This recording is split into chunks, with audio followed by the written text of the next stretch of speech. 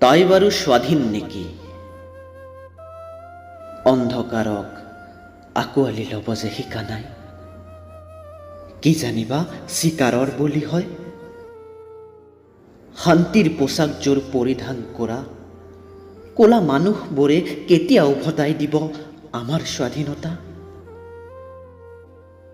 আজিও হাস্পতালৰ বাচ্চাই নাজানে তেজৰ মিল থকা মানুহগৰাকী কোন আছিল। অথবা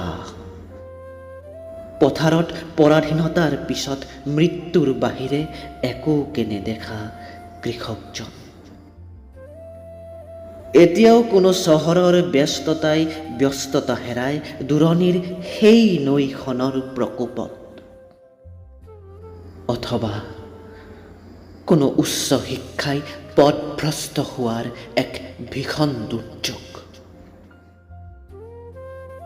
সময়ৰ গতিত হেৰাই যোৱাৰ স্বাধীনতাৰ মোহ ভংগ নোহোৱা একাংশৰ জন্ম। আৰু বৈৰী হৈ পলকতে নিজালয়ত নিজৰ চিৎকাৰ।